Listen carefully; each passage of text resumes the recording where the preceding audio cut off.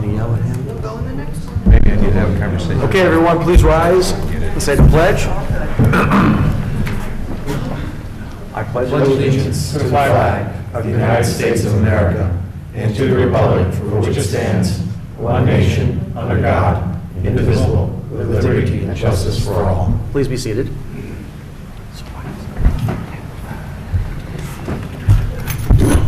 Councilmember Daniele is excused for this evening. So Councilmember Istvan, Present. Supervisor Albro, Here. Councilmember Foreman, Here. Councilmember Rye. Here.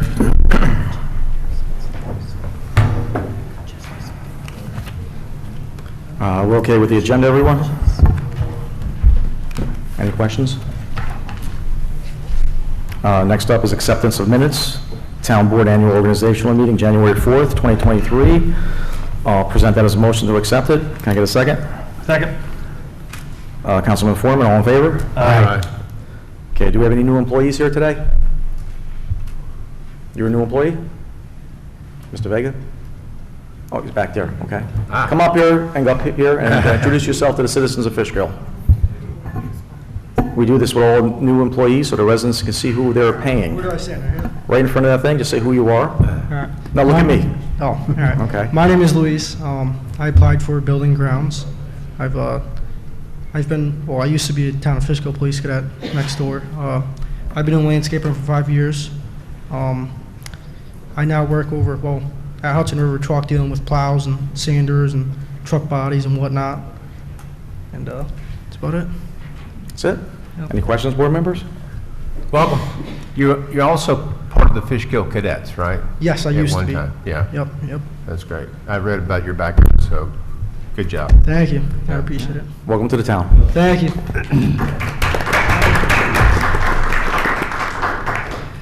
Okay, next up is privilege of the floor for general town items. At this time, anybody that wishes to speak about town-related items can speak. You want to say something, sir? Russ, you go first.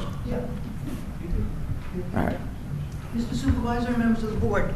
My name is Paul Dickerman. I think you're all familiar with me. I'm a trustee with the Roundabout Rural Cemetery. And a while back, you were generous enough to give us funds, and I'm here to thank you in person. You should have received a letter addressing the same by now. I hope you have. But I wanted to come in person and thank each and every one of you for that. It helped tremendously with the maintenance of the cemetery. My brother-in-law and I, we're not getting any younger, and you know, we run out of gas pretty quick. There was, at the time, a miscommunication on our part, and that's why we're addressing this now. So once again, I want to thank each and every one of you for your help in that matter. Thank you. You're welcome. Thank you. Russ? Russell Murray, 142 Old Route 9. Good evening, Supervisor Albert. Good evening, town board members. During heavy rain events and spring snow thaw, our basement can become an indoor pool. Many times we have to use two sump pumps to keep up. The heavy rainfall we had prior to Christmas kept our pump going 24 hours a day. We have historically always pumped the water down and along the edge of Old Route 9 so as not to have the water run back down into our basement. There has never been a problem. The water soaks right into the ground along the wooded edge of the road. But the extremely low temperatures and flash freeze that we had the week of Christmas prevented the water from having any opportunity to soak into the ground. The water froze and backed up over both lanes of Old Route 9 and in some areas over 3 inches thick. Christmas Day, Nanette and I were on the road hammering, chopping, and shoveling the ice so no cars would hit the expansive iceberg and possibly run off the road into a pole. As we were trying to break up the ice, who was to appear? Mr. Schofield. He said he was just passing by, or maybe it was a resident that had passed by to report the ice capades. Anyway, Mr. Schofield put out 2 cones and said he would contact the highway department to clear the ice and salt the road. Being that it was Christmas Day and late in the afternoon, we assumed that they would come Monday to do the work. But less than a half hour later, what should appear? A very large bucket loader and a town dump truck. And 2 minutes later, the ice was gone and the road was salted. Thank you, Mr. Schofield, and thank you to the 2 Town of Fishkill Highway Department employees on Christmas Day. Merry Christmas. Thank you, Russ. Yes, and I have. Did any of the town board members watch the planning board meeting 1/12/23, Thursday night? If you didn't, you must. Oh, shaky. For 7 years, we have been publicly standing before the town board and the planning board, publicly defending ourselves with valid issues, concerns, legalities, misrepresentations, and of abuse, all morally and environmentally justified. All this concerning the proposed herring sanitation project to be constructed 25 feet from our bedroom, our bathroom, our living room, our home of 30 years. The town board knows the history, the planning board knows the history, our neighbors know the history, and the good residents of Fishkill know the history. And so Thursday night, the herring engineer, Mr. Paggi, with attorney, stood before the planning board requesting our water monitoring, our rock foundation monitoring, and our easement agreement to be kept private and off the record, the public record. Call it what you want, but there is definitely something devious and wrong being proposed to the planning board and dealt to us. The monitoring agreements and the easement agreement was of great concern to the planning board members and the previous town engineer, much so as to the future progress of the herring project. All this was continually addressed publicly at the public meeting and public hearings. Nanette and I reluctantly signed all the stipulation-laden agreements on New Year's Eve Day, 2022, over a year ago. Paggi and the attorney stood before the planning board requesting a 6-month extension, implying that they have spent a year trying to attempt to obtain our signed agreements. What? To no avail, they said. In my opinion, somebody involved with the herring project, whether it be the attorney, the engineer, or the clients, do not want to stand by or to be committed to the signed agreements. There's something wrong here. That's why they do not want our monitoring and easement agreements to be on public record. Mr. Paggi and the attorney, in my opinion, attempted to bypass our lawyer and asked us to sign some document right there at the planning board meeting before they asked for the extension. Blowing it off as though signing was nothing. We told Mr. Paggi we are not signing anything before we see our lawyers. For 7 years, my wife and I have publicly stood before all town boards, all public forums, and honestly voiced the threats to our home, our neighbors' homes, the environment, and to our right to live in peace. And just as it has been expressed, this has been expressed publicly for 7 years. All this should remain public and on the public record as public information. Thank you for your time. Michael, I want to follow up on that tomorrow. Okay. The public record portion. Just the employees that came out that Christmas Day was Danny Burke and John Lucarella, who came out that day, and I did see them doing the work. I just want to thank them too for.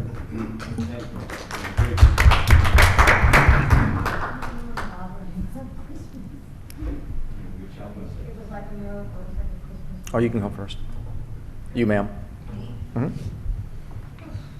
right, I'm not really going to be good at this. I don't have the whole.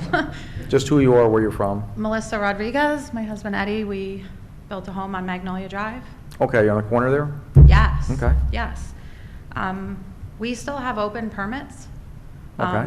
And in the course of the last 16 weeks, we have come in personally 20 times. Okay. We have sent numerous emails and phone calls. We are literally being disregarded as though we are invisible. Okay. We are being told to move the fence back with absolutely no legal reason to move the fence back. Joel here decided to sic the New York State Department of Transportation on us. That dragged on for weeks, and then the New York State Department of Transportation sent us a letter that, I'm paraphrasing, but said, we have no dog in the fight. It's not our legal business. It's your fence, it's your property. He then sicced Glenn Schofield on us, and after weeks of trying to get a hold of him, Glenn looked my husband in the eye and said, I really have nothing to do with this. Joel just asked me to get involved. And my husband said, so why have I been trying to track you down for 3 weeks? And he said, because Joel wanted me to talk to you about it, but really, it's not really our problem. It appears to be no one's problem. The problem is that Joel has a Title II, I believe, are on his business card, building inspector and zoning administrator. He signed a permit on June 12th, 2022, allowing Salem Fence to put a fence exactly where Salem Fence put it to a T. And then apparently later decided that that causes a site problem and is continually asking us to move it at our expense. On what planet would somebody that works for the town make a massive mistake and then back off and ignore us for months and ask us to dip into our pocket for $10,000? Mind you, as a side note, we have several neighbors in our neighborhood that are apparently very angry about this. I'm being threatened on dog walks. We have people pulling up to our home, rolling their window down and telling us off. That house is ginormous with a in-ground pool and 2 acres of fenced-in property. So maybe when people drive by, they think we have $10,000 to move a fence. That house is our entire life savings. Our entire life savings. I didn't put aside $10,000 to help with a town board member who decided, or whatever he is, I apologize if that's the wrong, to make a mistake and then sit back and ignore us. We come here and we're told he's not in the building. Please don't insult our intelligence. The man drove to our house to do inspections. His truck is sitting in the driveway, or in the parking lot. We're literally being ignored. Now, why I'm here today is I find out 4 days ago from my solar company that they have now pushed out my solar panels for the 3rd time, which is costing my family $900 a month. That's what it's costing us to heat and use electric in our home, because our solar panels aren't being installed, because the solar company has come here 4 times, including today at 1 p.m., to ask why my solar permit is sitting here for 7 weeks. So I don't know exactly the right terminology, but I want to FOIL request every permit that's been put in from November till now for anything and see how many of those are just sitting back there being ignored, or is it just my family's? Okay? Do I have to say more? I don't know. Say what you want to say, Carly.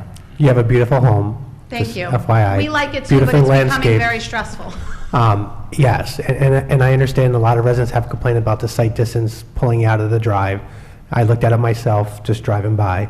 I suggest that we don't know the circumstances with our building inspector, and we can't talk out of turn on his course. behalf. But I think maybe the supervisor or Well, John. for the record, for what it's worth, I do not mean to interrupt you, but there's 50 some odd houses in my neighborhood. I will tell you at least 25 of them do not have an issue with that fence. I just spoke with a neighbor the other day, one of the nicest people I've ever met in my life, and he said, my wife and I are intelligent enough to know that you and your husband didn't wake up on a Tuesday and install that fence. They told you where to put it. They messed up. We're not upset with you. Before there was a fence there was a forest of trees. Anybody who lives in Fishkill knows that. I used to drive by it. Those trees stuck out further than my fence. I dare you to tell me different. So who was banging on people's doors angry about the trees? Well, first, that corner was a vacant lot, and there weren't that many trees on that corner. I'm sorry, there weren't that many trees? I go through there all the time. So that corner lot was the guy next door was selling cars on that corner lot. So I'm familiar with that lot. So there were no trees right on the There were no roadway. trees where the Magnolia Street sign is, but the corner where we're claiming that there's site distance was pure trees, and we have pictures to prove it, and if you go on Google Maps, it's still trees. Along that property with the brick house next to you. Yes, the But people I but bought the property the from. actual corner in that area, at least 50 feet each way, there were no trees. Okay. Did I sign the building permit, or did Joel? That's my The building point. inspector signed, Okay. hey, you That guys- was his time the to town of address his Fishkill- concerns. The town of Fishkill has been very good for your considerations. We approved you guys being an outside water tenant, so we've done quite a few good things for you. You approved us being an outside water tenant because that required me to pay you thousands of dollars, and I also pay a fee on every water bill I take. While I am grateful for that, I don't like it that you're going to sit here and act as though that was a favor. That was something that goes into the town's pocket as well. Okay.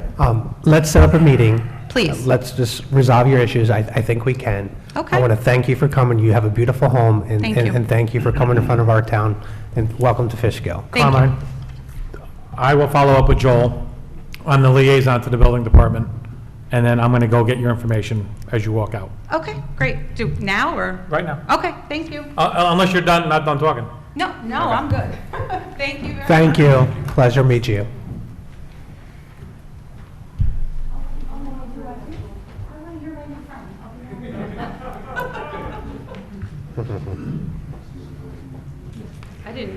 before I walked in, just so you know. Good evening, everybody. My name is Bridget Anderson, and I live at 29 Pritchard Court in Fishkill Woods. It's a Toll Brothers community. And I'm also president of the Board of Managers, and I'm here with a number of my neighbors who... Bridget, can you pull the mic a little bit closer? Sure. I always feel like it's going to go up my nose. I'm here with a bunch of my neighbors, some of which missed a poker game tonight, so they won't be taking my husband's money. Since 2015, our community has been communicating with the Town of Fishkill Building Department about several significant violations of the 2010 New York State Residential Building Code for our community. It sounds like it was a while ago, but that's the code that was in effect at the time.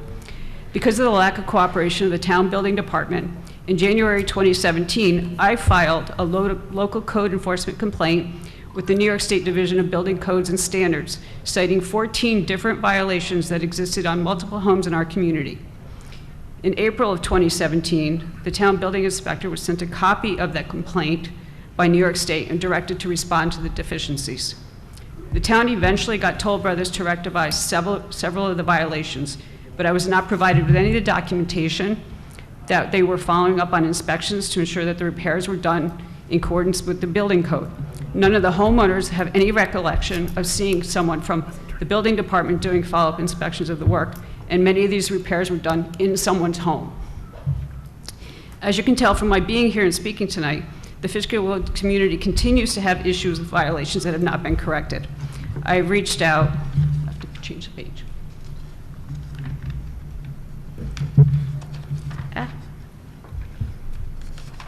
Sorry. I reached out a number of times to the building department, which is the authority having jurisdiction to provide photographs of the issues that have still not been corrected. I've had several conversations with Supervisor Albra and met with him to review the issues that persist in our community. During my meeting with the supervisor, I went over the detailed history of our issues, providing him with a copy of the complaint that was sent to New York State. At his request, I also provided a detailed summary of the issues and photographs. Yet to date, nothing has been done. I'm here tonight to ask for the board's assistance in getting closure on these violations in our community. Before the board makes any decision on granting Toll Brothers a request to buy out the affordable housing units, it would be only fair for them to do what's right for our community, Fishkill Woods. Thank you. Well done, Ms. Anderson. Ms. Anderson. Miss Anderson. Miss Anderson. Yes. You're My peeps. it's nice to go traveling around with your fan club. It's kind of convenient. I'm just wondering that those notes that you have, do you have an extra copy? Because I'd be happy to share these with you. Want me to give them to you, or do you want to give them to... If you want to send me another email, I'll forward it to all the board members. I can do that. I'd be happy to provide you with any of the documentation that I'm citing in here, including the complaint that I filed with New York State. Sure. And I mean, because I understand that they, about buying back the homes and all this, affordable house thing. And I really want to appreciate your position and everything that you've gone through, so I would appreciate the notes, so. Yeah, absolutely. Just for the record, I am a code enforcement officer. I know what I'm looking at. I know the code. And I've been going at this for years trying to get this done. And Toll Brothers would do the same violation home after home after home. And I would be telling the town that this is a violation, and they would continue to do it. So I'm not quite sure how the building department was doing inspections and not inspecting something and it's doing a stop work order when something's clear. When you can't open an emergency egress hatch because there's a fireplace chimney on top of it, you don't have to be a rocket scientist to figure out that's not right. So. And these problems existed before anybody on this board was here, right? I understand. I'm not blaming you. Yeah. We're asking for help. I've reached out to everybody that I can. Ms. Anderson, do you have, some of the issues that you have open right now, are these stuff still under warranty from Toll? Yes. They are. So they're still under warranty, they're just not acting upon them? We have a number of, probably the best example is we have a number of violations for dryer vents where they use flex duct, which is not allowed by code. They went in and fixed a number of them. I'm not convinced that they've been fixed properly because I have no documentation that anyone inspected them after they did them. If they didn't do them, we can all attest to the fact that just because Toll comes back and fixes something, it doesn't mean it was necessarily fixed correctly. So that's why I had requested that the building inspector come out and do a follow-up inspection. They weren't done. In these cases that still need to be corrected, there's two issues. One is the flex duct. The second is that the exhaust that comes out of the house for the dryer vent is within 36 inches of a window. You can't be opening a window and have your dryer vent blow in. It's a violation of the code. I've pointed that out to the town building department numerous times, and I've gotten no answer. Can you forward that list to the town board so we can actually look at that list? Yeah. That are outstanding warranty issues from toll to I will residents? absolutely do. I'll send you the dryer vents. I will send you the porches that are falling off because there's footings missing. Tim just finished doing, I'm sorry? The groundwater, we will send them all to you. These. How many individual places are we talking about? There's 93 units in total. The properties that have violations, I believe there was 5 or 6 that had dryer vent issues. There's a number of homes, and you counted today, I'm not sure how many there were. None of the back porches have footings. It's clear in the code that they're supposed to have footings. Some of them right now are leaning so that they're actually unsafe. This is not something the community should have to be paying for. And they're all things that have been pointed out to the building department for years. And we've been ignored. And quite frankly, by the town engineer. So. Well, I'm going to look forward to reading what you Absolutely. pass on to us. I would be happy to meet with you and show you all the things that I have to be able Excellent. to demonstrate. I'm a little frustrated. Please. in Our the issues. house. Yeah, please send me everything that you have, and I'll disseminate it to the rest of the board members. You have almost everything I have, and clearly you haven't given it to anyone. Well, I So wanna talk to them will make first. sure that if I have to hand it personally to you, the rest of the board members, I will do so. Okay. All right. Thank you. Sir, gentlemen.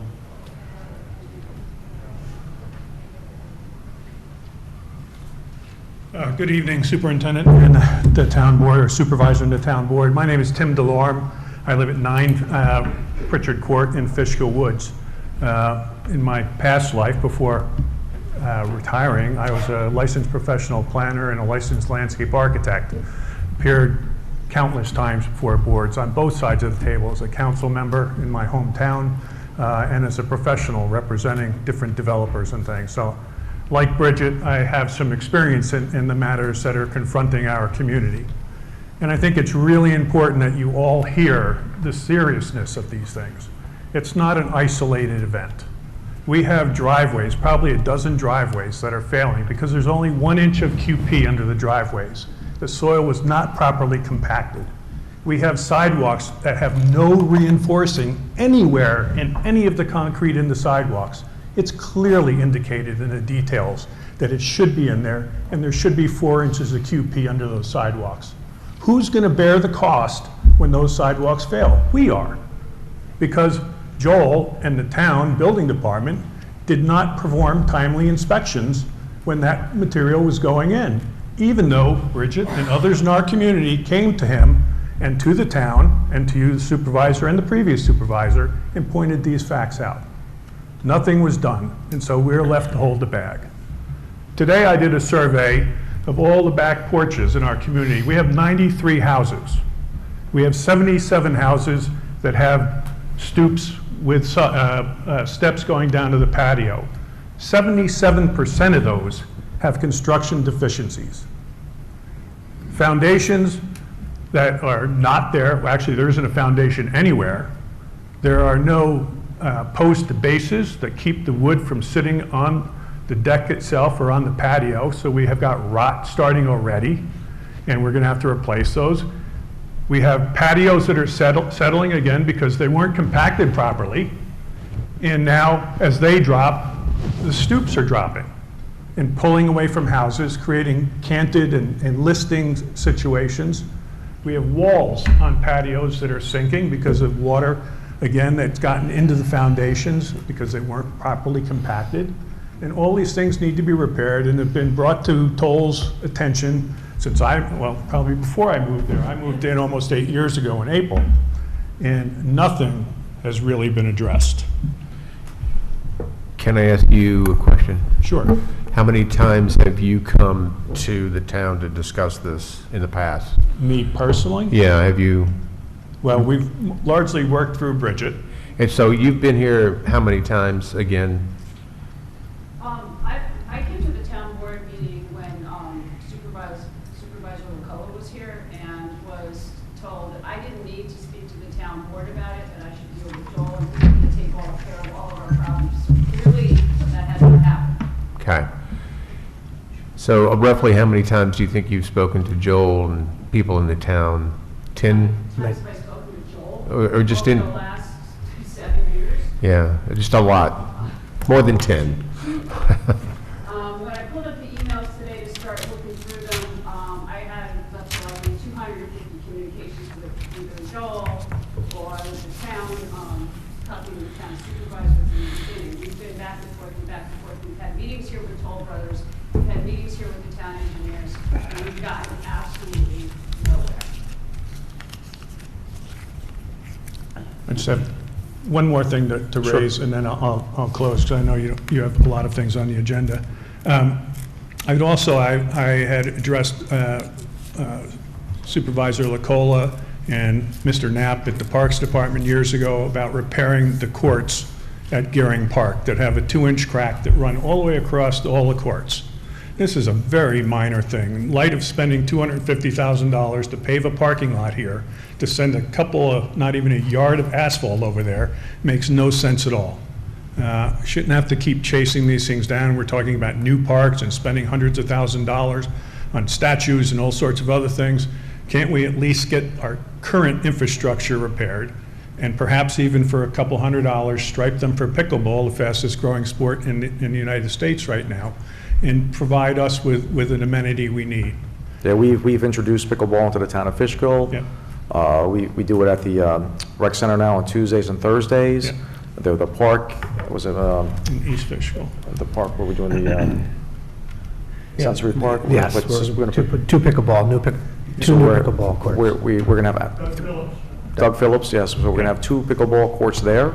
We're redoing that entire park. We're going to we're redoing the tennis courts there, and a third of it's going to be a sensory park, and the other half or so is going to be 2 pickleball courts. Well, that's great. We should We've- fix these as well. I just want to close with, look, this has been going on too long. This is a failure of the building department, quite clearly. They have been addressed multiple times over multiple years, and no resident should have to put up with this. And it's a failure of the board, or at least the supervisors, you and your predecessor, who have not brought this to your attention as board members, and you need to take action. That is our expectation. You have a tough job. I sat on that side of the table. I know it sometimes is a tough job. I thank you for it, but this needs to be addressed. We don't want to have to keep coming back every month and talking about this. Thank you for your time. Thank you. Anybody else from Fishkill Woods?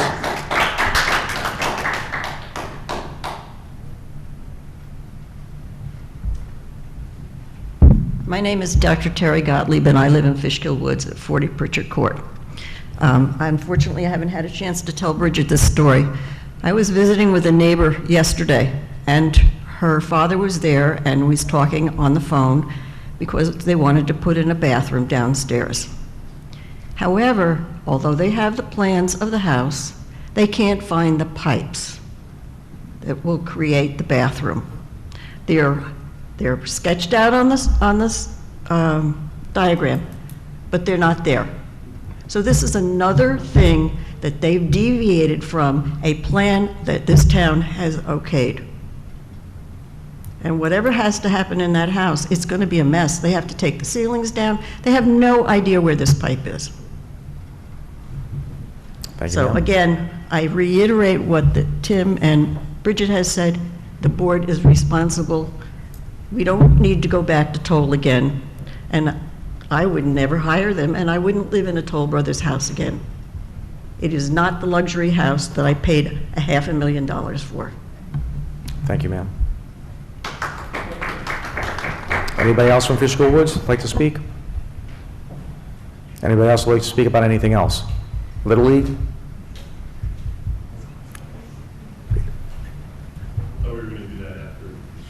Let's do it now, if you can.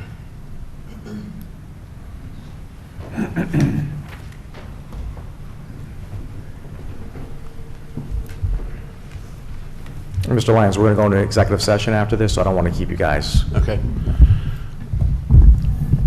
Good evening, Mr. Supervisor. Good evening, council members. Thank you for putting the discussion item on the agenda this evening for Fishkill Little League Lights at Shepherd Park. With me here tonight are a number of my fellow board members, and we are here to express our appreciation for the consideration from all of our members of the league.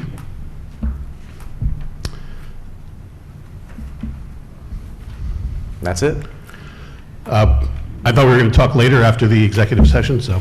Yeah, so basically, one of the board members has a concern about the electric. Who's going to pay the electric bill? So that's their number one concern. So the league has discussed this item, and we believe, because we are the primary consumers of the electricity, although the town will have the availability to continue to rent out fields, the majority of the usage will be by the league, so we expect to put the meters in the league's name.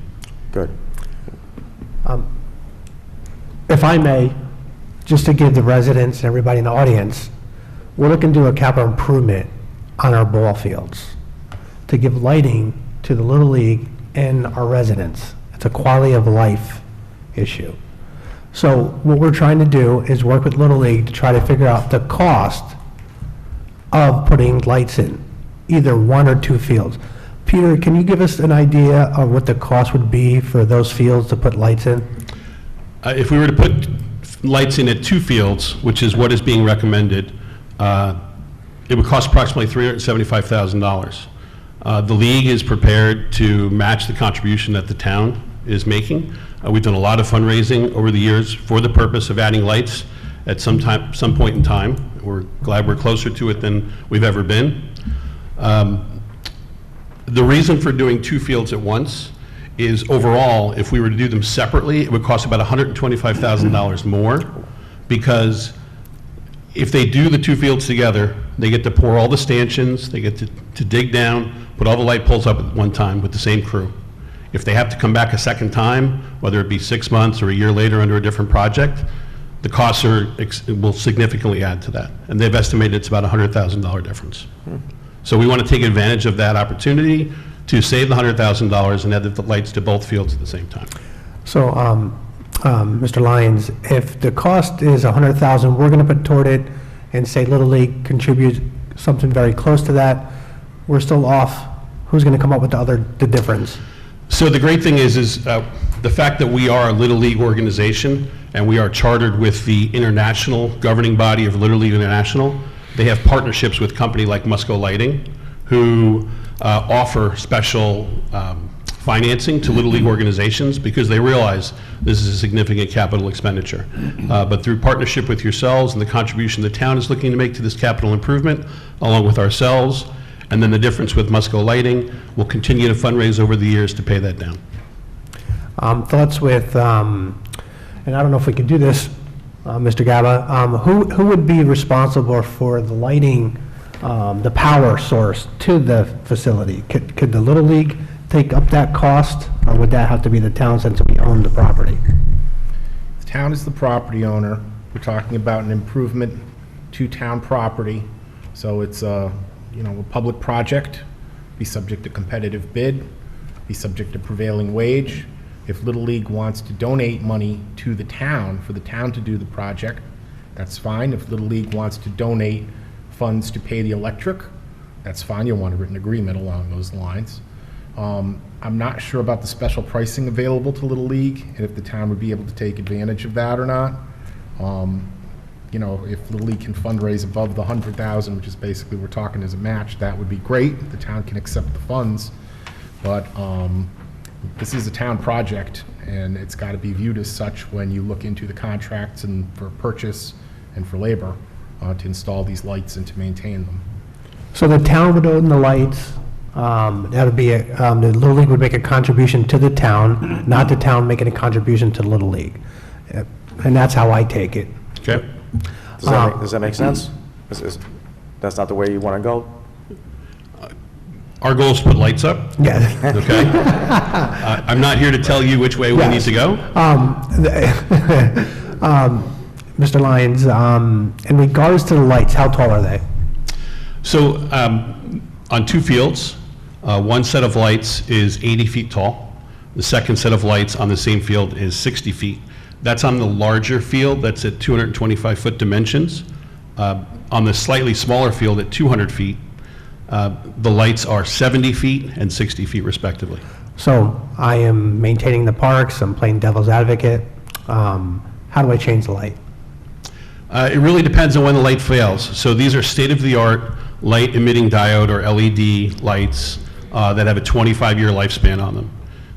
The warranty of any of the LEDs themselves are 5 years from a failure from installation.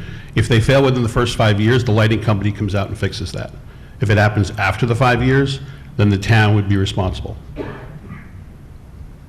So if Little League is willing to make a significant contribution to the town, what's the long-term expectation of Little League for the town? With partnership in this. So with the current agreement that we have in place right now, the license agreement with the town, that was renewed this year and modified. We have 5-year renewable term that's in that. Based on this, we would like to revisit that agreement and expand significantly the length of term of the contract. I'm okay with that. I'm very happy to do something like this and improve our parks. It's something very nice for the residents and for Little League. So I think we need to do a little bit of more talking about this and understanding, how this would work. So one thing I want to add about from a stability perspective, because certainly if you're sitting on that side of the table, somebody may say, well, gee, Mr. Lyons has been president. This is, my 5th year now for being president of the league. I've been involved with the league for 12 or 13 years. I grew up playing in this league from when I started playing baseball when I was 6 years old. That was a long time ago. So for me, I did put children through this league, but for the last 3 years, I have no children that are participating in this league. So for me now, it's about giving back to the organization that is almost 60 some odd years old, our organization. We're not going anywhere, and I'm not going anywhere. A number of our board members have been board members for over 3 decades. One of them that's sitting here with us tonight, he was actually he's gonna kill me for saying this, he was my Little League coach when I was 6 years old in this league, okay?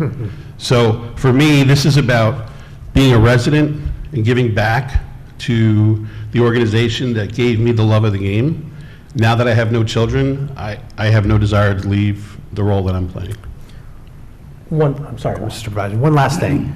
How do you feel the impact of putting lights there would increase the love of the sport or more kids being involved and to get more, publicity for the town of Fishkill? So it's really more than, it's kids and it's more playing opportunity. It's expanding it's expanding the window of time throughout a day, right? In the summertime, it's great. Shepherd Park is lit till probably 7:30 with the slope of the park.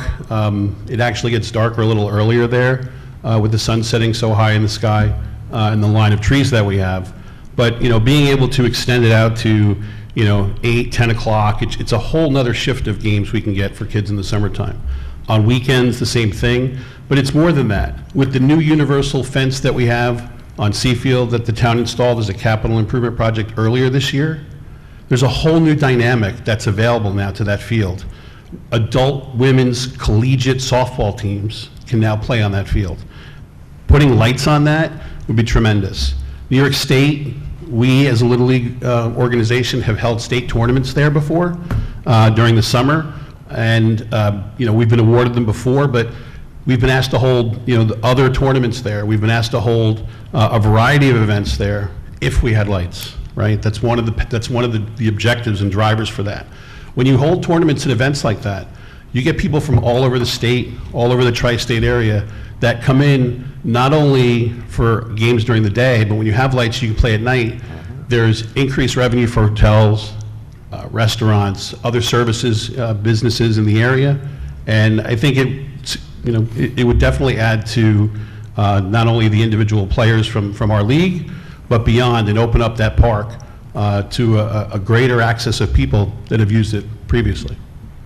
2 things that I want you to think about is our noise ordinance and a light impact study.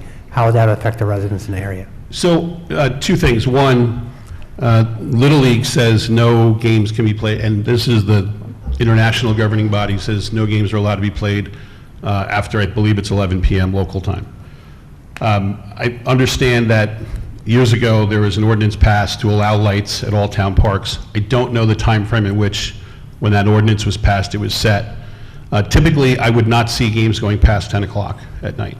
Okay, with the rare exception of a special event, like maybe a women's collegiate event or some other type of tournament where a game was in extra innings, where it might, go past, 10 o'clock, but certainly not past 11. Okay, with regards to the light and the affecting the surrounding areas, a professional light study was conducted by Musco in April and was just recently provided to the town after we received it. And they show the bleed, as it's called, to both. I think it's Edge Hill right along the property, the back outfields of Shepherd Park. And there's no, with the new state-of-the-art lighting, there's very, very little bleed. Significant enhancements been done. And the professional study is available, though, for review of that. Any other questions? It also shows no bleed to the church next door as well. I'd be happy with Peter and maybe another board member to maybe explore this a little bit further. Maybe we can talk to the controller and our town attorney to see how we can make this work efficiently. I'll work with you on that. Okay. You and me will work on that together. Any board members got anything on this Little League? Any questions? I just feel like it can definitely be worked out. I've talked to Carmine about it and Supervisor, and in listening to Mr. Gaba, obviously there's, little strings attached here and there on how to make the donations and set it up, but I'm sure it can. Even an ongoing bill payment for the lights, there's got to be a way to work this out. So I look forward to hearing, and if I can assist, I'm more than happy to. Appreciate that. I just want to follow up with Mr. Gaba said about the electric. How does that get hooked up? That dynamic that you mentioned, can you explain that a little more thoroughly for us? Well, there'll be an electric account in the town's name because it's the town's park. Okay. And then you're going to have some sort of arrangement for there to be, I would assume monthly is the way you'd be billed. Sometimes I've seen it quarterly. My concern is who pays for the line to get to the lights? That's what I'm The thinking. town does. So So here, we would have to pay. if I may add something, Musco has provided the necessary electrical improvements that would be required to bring additional amperage by Central Hudson to the park. That would be included in the package? Yes, they also have, not the Musco package, that is separate from the Musco package, okay? The usage, though, is the key consideration, the concern. LEDs, the LED lighting system that they have, and they've given us the exact kilowatt hours usage. So if you can look at Central Hudson's website and not pass out from their rates over the last 12 months, I took my personal residential rates. I live in town of Fishkill, right across from Dutchess Stadium, and they're definitely quite high, unfortunately.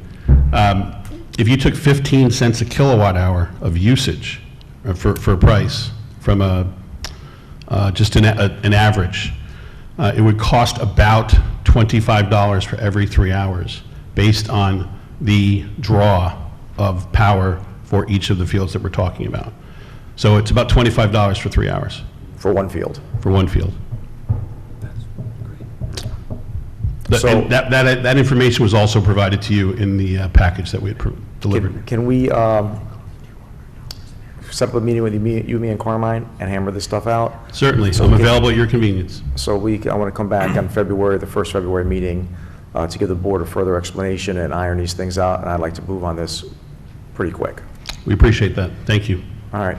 Thank you for hearing me this Okay, evening. one last question. I mean, I've seen some lights like this that might be solar powered. I don't know if this is an option, with these things to offset the cost. And, have you come across anything like that would be possible? It is possible. I think the challenge that exists is there's little available space at Shepherd, the concession stand roof. I've actually had somebody look at that to see what the number of panels could go on the roof itself, and based on the number of hours of daylight in the summertime, how much energy it could possibly produce. The challenge is it's a question of storing it or pushing it back up to the grid, right? I'm not a solar engineer, but I understand in general how it works, and you basically selling the energy back to Central Hudson, and then your usage is offset by that. I do think, based on the low volume of kilowatt hours, again, based on the high cost too, right, the 15 cents a kilowatt hour, there is potential there, but I don't think there's enough room anywhere else in the park other than the concession stand roof or the roof of the pavilion. And from what they've told me, it doesn't seem that there's enough there to generate the energy for it. Okay. Right. We have not exhausted looking at it, but it's not the primary path that we're looking at right now. Very good. Anybody else have any follow-ups? I just, I want to thank our Parks Department, our Highway Department, putting in the new fields, the drainage work. We're working on updating and upgrading all of the parks. We're working on the T-ball field, some benches.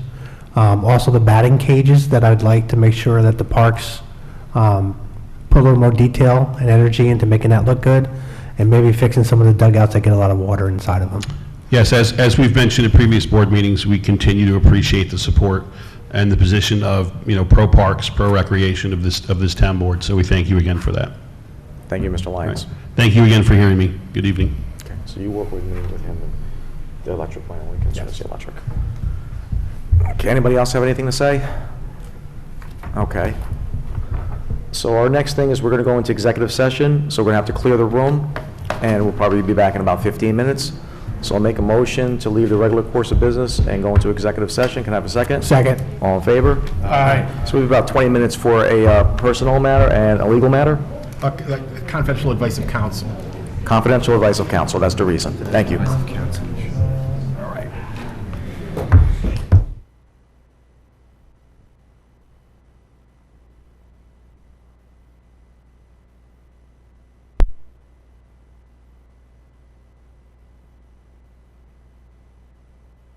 Next up for us are going to be my comments. Today was another good day for our infrastructure. Today I received some excellent news from Mike Tremper, our water system operator with Camo Pollution Control. We have finished the installation of 4 emergency generators, Glenham Water District Pump Station, Berkelhoff Water District Pump Station, and 2 generators in Beacon Hills Water District booster stations. The Roundabout Water District is gravity fed, so it doesn't need a generator at the pump station, but we do have a generator at the booster station just for emergencies.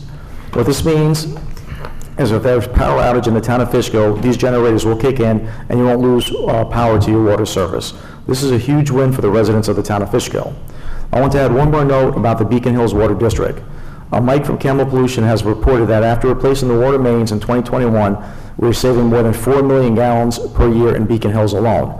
That's almost a 25% savings on water which is being lost due to the aging infrastructure, leaks, cracks, and breaks. When you think about the water that's not being wasted, not pulling out of our aquifer, and couple that with our aquifer protection law and a new comprehensive plan we're working on, plus the work we are continuing to do to save money on the upgrade of our water and sewer systems and ARPA money, we're talking about huge victories for the residents of Fishkill in terms of better water. And that's true whether you get your water from the town or from your own well. It all comes down to the same place, the same aquifer, so this is really good news. I wanted to share that with all of you. And as always, I want to give my big thanks to Mike Tremper and his staff on Camo for this fantastic work. So basically, if you have water from the town of Fishkill, the power goes out, you'll have water no matter what. So this is a real good use of your taxpayer monies through the federal government. So I just want to share that with the citizens of Fishkill. Next up would be a liaison reports. Carmine? I am going to speak on behalf of Councilwoman Daniele. She's not here today because she's not feeling well. There's a couple of things that we're going to talk about rec, and I'll start right now. Just previous week in review, since the new year, they've been working on planning and organizing the spring and summer schedule for summer camp, summer concerts, sports programs. They also start to set the preliminary and tentative dates for our community events like Easter egg hunt, fall festivals, and we'll announce these dates soon. Special announcements, preventative health screenings on Wednesday, January 25th at the Fishkill Rec Center. Patients must schedule an appointment online at fishkillrec.com. Free tax preparation through AARP, call 211 for an appointment. Pickleball, we are running 2 10-week pickleball programs. We're currently full with the waiting list. If you're getting, if you're trying to get on the list, and the gym is available, we may try to open up other slots if we have other times available too. Intro to pickleball for beginners. This class will cover the basics of how the game is played, the rules, techniques, form, and strategy. Pickleball for intermediates. This will open play for format for intermediate and advanced players. Luis always has a lot to say.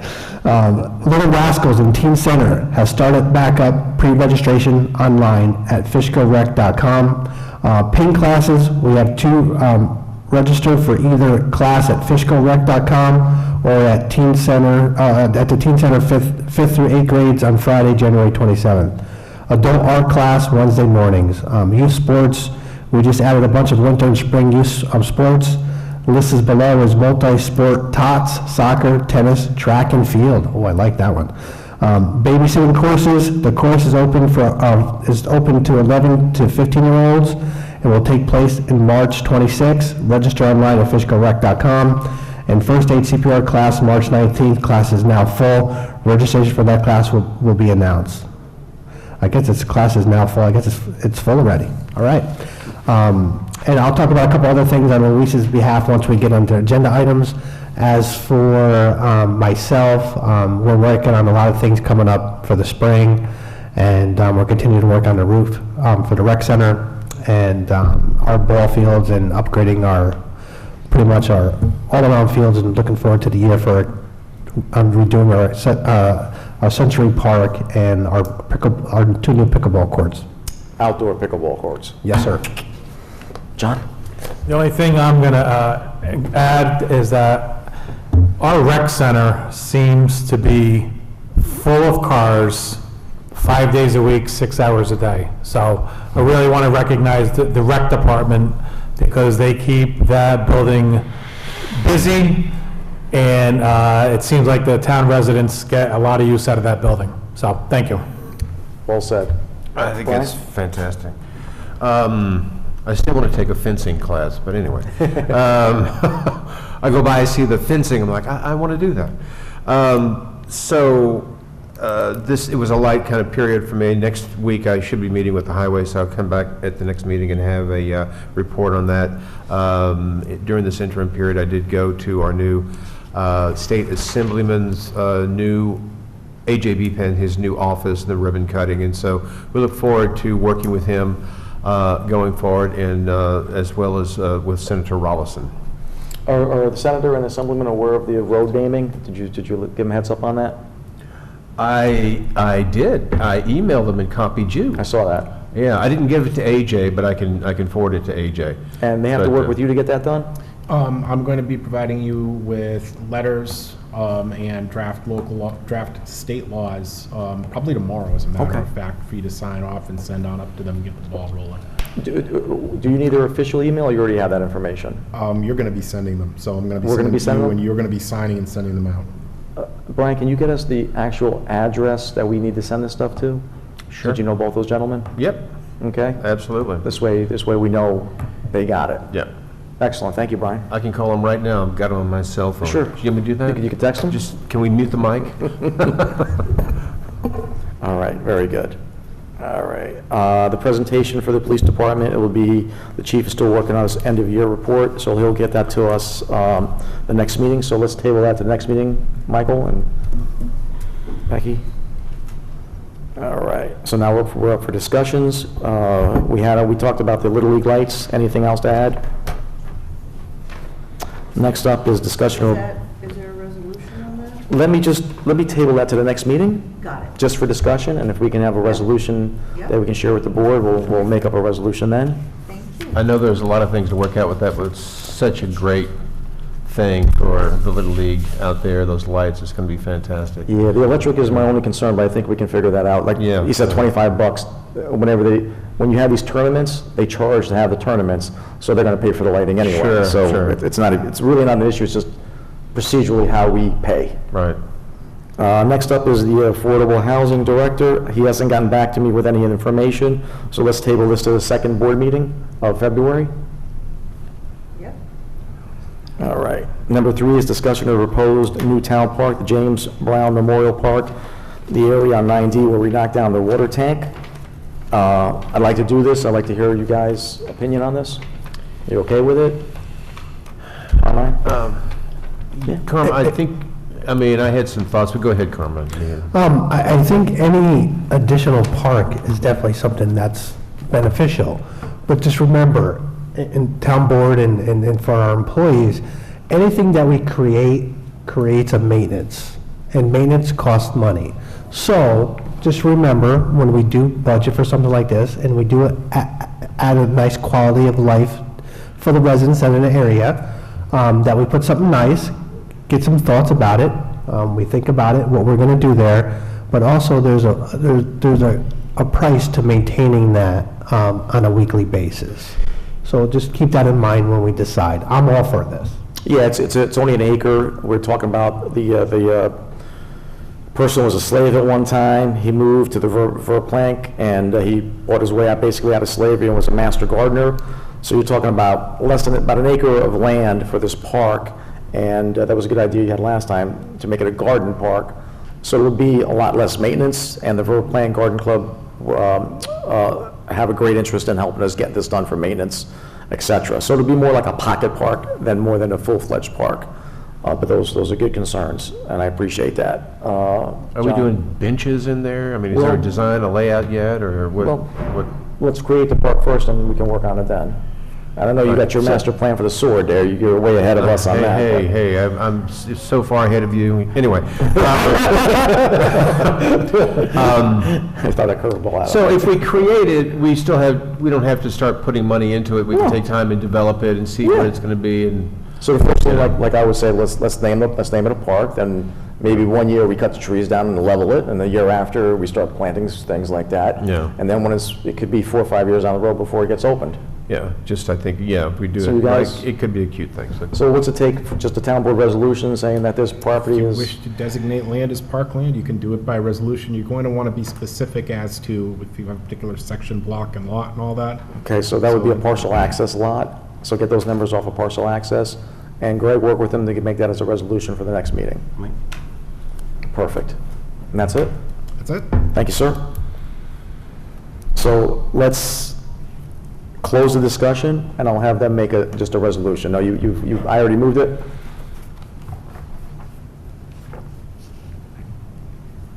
Hold on, I'm trying to, you said 2 different things at one time for this. Yeah, so you can close this for discussion, and we'll prepare a resolution for it, for the first meeting in February. Next up is a discussion of cost for the Booth Boulevard lighting.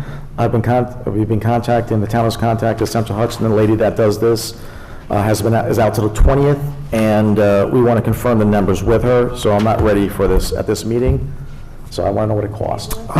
If I can mention something, Mike, I don't think this is in the lighting district. I think Central Hudson might have told Mike the wrong information. From what I'm understanding, from what I saw, we might have to do a little further investigation. So if you could just follow up to Mike on that, because I don't think it is in the lighting district. Okay.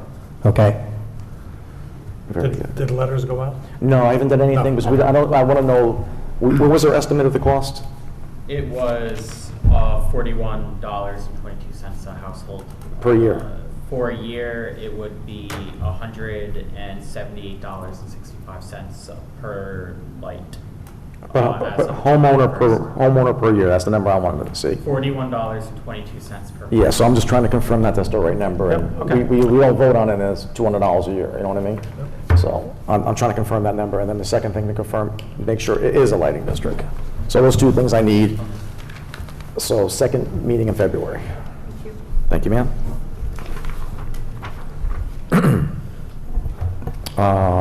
We already discussed Little League in number 5, so we'll go to number 6. Move to resolution, right? Move the resolution. There's a resolution, okay. Next up is number 6, discussion and resolution to accept Nini Management Corp. for your mobile home park permit application. It's routine every year. Any questions on that? They have to pay a fee. Same thing with number 7, Oak Meadows, Mobile Home Park. At Dutchess Junction? Yeah, Oak Meadows is Dutchess Junction, the Nini Management is on 9D, and then we have BGB Trailer Park right down the street from us. They have not sent in their. Which one, BGB? BGB hasn't yet. Okay, that's why it's not on here. Yeah. Next up is just to increase salary budget for the town of Fishkill eligible lieutenants and police chief, the executive staff.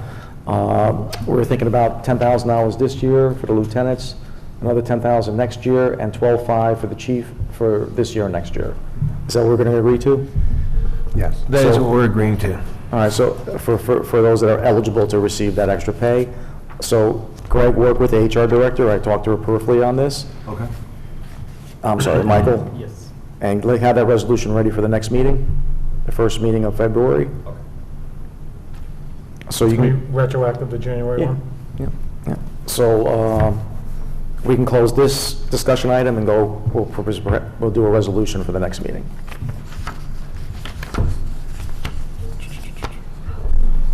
Okay. Next up is number 9, discussion of recruitment bonus for retired police officers. So we've been having a problem recruiting police officer work in the town of Fishkill. It's a nationwide problem. I'd like to discuss the board members of maybe doing a recruitment bonus to recruit officers. I was thinking $5,000 a year for 2 years for a retired police officer and any other officer with 5 years of experience for the same term. $5,000 this year and $5,000 for next year. Are you guys okay with considering that? Yes, and the reason for this is in recruiting and paying a bonus to retired officers is that we save money on training, and so it's a double benefit to them and a benefit to us. We get their experience, etc. And I'm sure we're going to, just like we were talking about with the tuition component, you know, there's going to be a requirement for them staying in order to retain that bonus that they're going to receive. So I look forward to following up and discussing this. It's a good thing, and we need to do some creativity here in order to make sure that we can fill the ranks and keep the town safe. John? One question on this, do you intend that the bonus should last indefinitely? No, just for the first, let's just do it for 23 and 24, and $5,000 for retired officers, and $5,000 for any officer with a combined 5 years of service. I guess my only concern is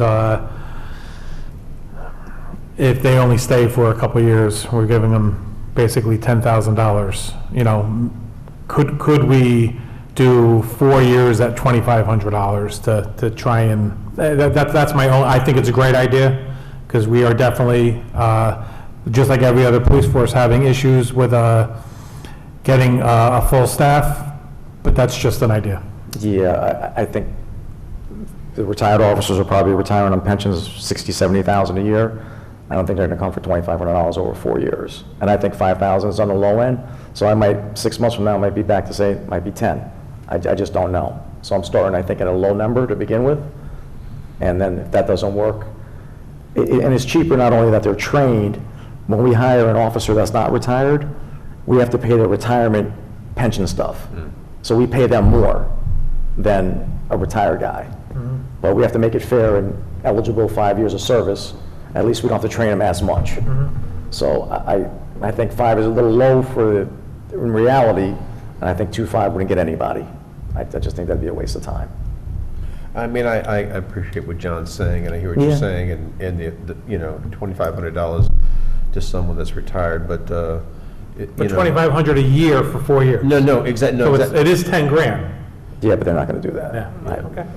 We're not getting anything right now. Is there 5 for a first year and 5 for a third year? I mean, can you? If you want to stretch extend it that 3 out? years, we could do that. But I think we should do 2 years and see if we get anybody. Okay. I don't know. I'm open to suggestions. This is what So I'm discussing. is this civil service legal to do this? You can set your own pay. You can certainly Okay. set bonuses as well. So the proposal is, explain the proposal again to me one more time, how you would like to do it, Mr. Supervisor.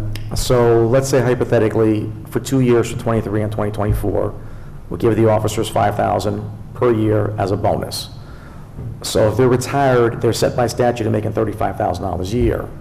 So if they get a $5,000 bonus, instead of working X amount of hours, they would be working less hours, but still collecting that 35 as a recruitment form. What are you going to do with the officers that are there?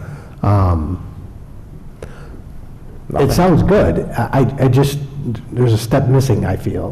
with Yeah, this whole the thing. people that are working, I served in the U.S. Army, and I didn't get a bonus when I signed, and the same position I got 2 months later, they were given $10,000 bonuses. It's a paramilitary operation, it is what it is. So it happens. So what if they just sign up, get their bonus, leave, then a year later come back to get another bonus? No, if they leave before the year, they would have to prorate that money back. So we gave them the $5,000, they would have to give us, if they left halfway, $2,500 back. They'd be prorated. And you wouldn't hire them back if they came and No. quit and then wanted to be Yeah. hired again. Yeah. I mean, No one's gonna you quit could. and try to come back for $5,000, it's not gonna happen. So we want to work with Mr. Gabby to write something up?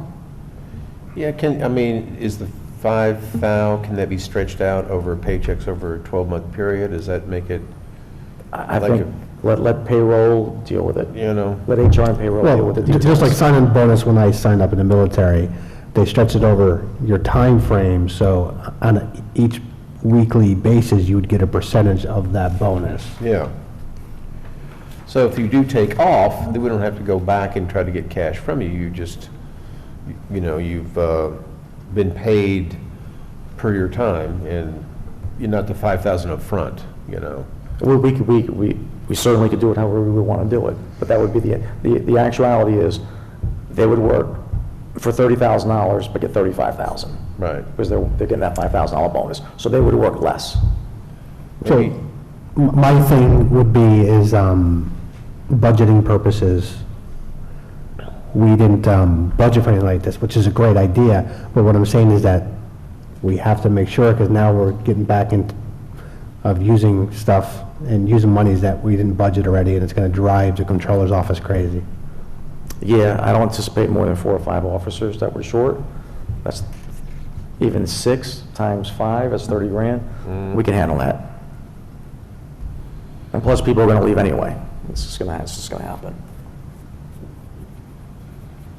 So can I work with Mr. Gaba to hammer something out? Yeah, and maybe let's dig into the budget and see, make sure that, it's there. I'm sure it's going to be there, but So Michael, can you check with the controller tomorrow and see what is the reserves for the police department? I need at least about 30,000. Have we asked our HR person to chime in on this at all? No, I have not. I Okay. talked to her about the other issue that we talked about in executive session. That was Okay. it. So I'd like to get some type of consensus before, if you say no, I don't want to waste your time. No, it's a yes for me. yeah, it's a yes. I mean, we just got to tweak it, but, it's a yes. What we'll do is we'll work with HR, we'll talk to Labor Council, we'll come back with a written policy, and the board can look at it, and if you want to change it, you change it. If you want to adopt it, you adopt it, but we're not just going to write it out. Got it. Yeah, I think it's a good idea, and plus it'll, No, it's good. thank you.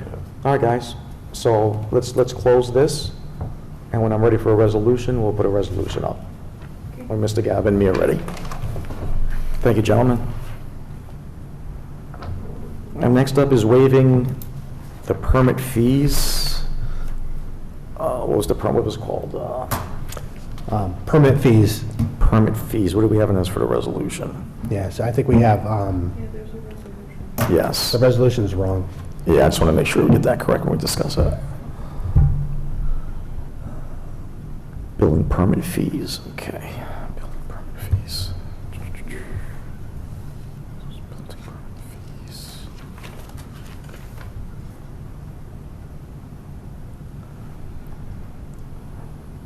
Not building inspector, it's building permit. Yeah. When I get to that, I'll amend that in the resolutions, in the resolution. All right, so you guys okay with waiving these fees for the fire department? Yep. Sure. So everybody understands that waiving these fees is going to help them, of course. So it's probably going to be, so the rest of the board understand, it's probably going to be about a $60,000 fee that we're waiving.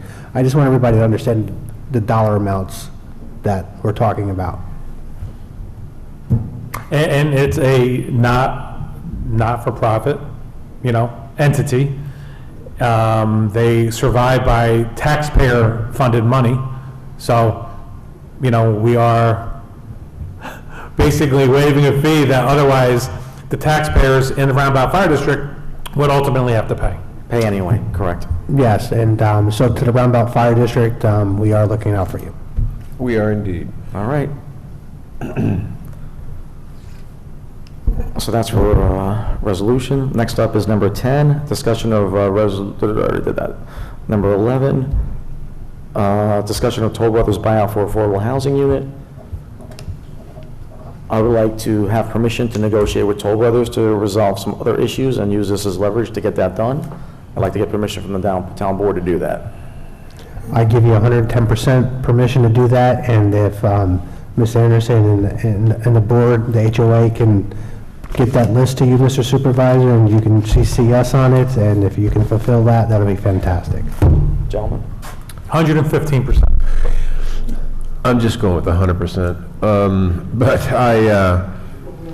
I'm very curious about all the issues out there and, where the liability lies, so. So, Mr. Gallo, when I get that list, when I get the list to you, we'll go in contact with Toll Brothers and we'll figure out what we can do. Whenever you like. Thank you, sir.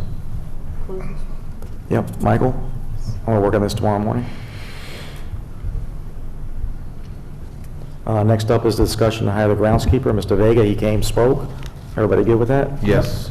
Next up is discussion to amend the fee schedule, Recreation Department after-school program routine. Everybody okay with that? Yep. Next one is the same thing with fee schedule for the department holiday break camp.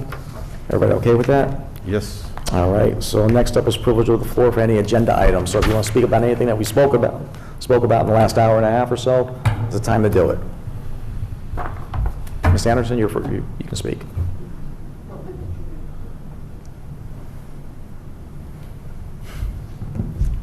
Bridget Anderson, 29 Pritchard Court. I just want to make sure that everyone understands the benefit to the affordable housing component that Toll was provided with at Fishkill Woods. I believe they got 2 additional full-price units because they did 2 affordable housing units. Those houses sold for between $400,000 and $500,000. So when you're negotiating with Toll to make the corrections that we're asking, they sold about $1 million worth of homes that they would not have been provided. So just, it's all about the numbers. More ammunition. Thank you, ma'am. More ammunition. Okay, very good. Anybody else? Okay. So I just want to take out, for the consent agenda, I want to make a motion to remove number 1, because number 5 covers it, so I'll present that as a motion. Hold on. I want to remove number 1, because number 5 covers it. Which is The Little League. 301. Yeah, A301. Okay. So I'll make a motion to amend the consent agenda to remove number 1. I'll present that as a motion. Can I have a second? Second. Make a motion to vote on the consent agenda. I'll present that as a motion. Can I have a second? Second. All in favor? Aye. Thank you. Who seconded that second part of it? John. Foreman. Thank you.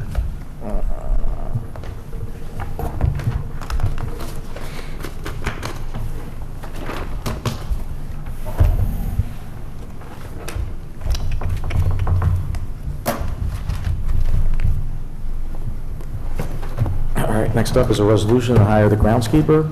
Now therefore be resolved, the town board of the town of Fishkill does hereby appoint Louis Vega to the position of groundskeeper in the Buildings and Ground Department at a rate of $20 per hour, effective no sooner than January 19th, pursuant to passing the pre-employment screening and approval by Dutchess County Civil Service. Further resolved, the town supervisor and/or his authorized designee are hereby authorized to make any and all necessary actions to carry out the provisions of this resolution. Further be resolved, the resolution shall take effect immediately. I'll present that as a motion. Can I have a second? Second. John, all in favor? Aye. I would abstain from that vote. Okay. 3-0. 3-0. 301. Okay. Okay, this next one is resolution to waive the fees for the Roundabout Fire District. I need to amend this to say resolution waiving building inspector to building permit fees. Right, it's just the title you're Yeah, the name. So Yes. not building inspector, building permit. I present that as a motion. Can I have a second? Second. John, all in favor? Okay, resolution waiving permit fees for the Roundabout Fire District's new fire station. Now therefore it be resolved that the town board hereby waives the building permit fees in regard to construction of the Roundabout Fire District's new fire station, accepting any fees for inspections conducted by engineering or outside consultants. I'll present that as a motion. Can I have a second? Second. All in favor? Who Thank you. seconded that? John? Thank you. All in favor? Aye. Okay. Aye. Next up is resolution to amend the Recreation Department after-school program.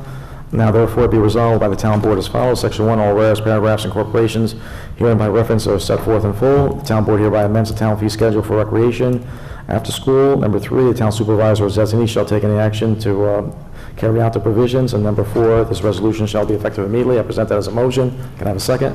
Second. Carmine, all in favor? Aye.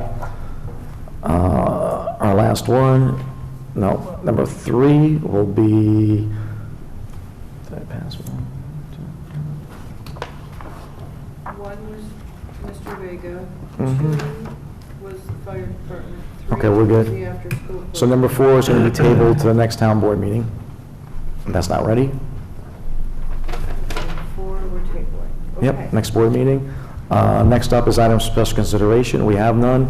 Next up is new and old business. Carmine? Skip me, please. I'm going to just make sure Luis doesn't have anything here. Okay. John? No. Brian? Not at this time. I don't have anything. I think we're good. That was quick. Next town board, and what day is it? 2-1. February 1st Yep. Day before is the next town board meeting. Make a motion for adjournment. Can I have a second? Second. All in favor? Aye. Thank you for watching, everyone. Bye-bye.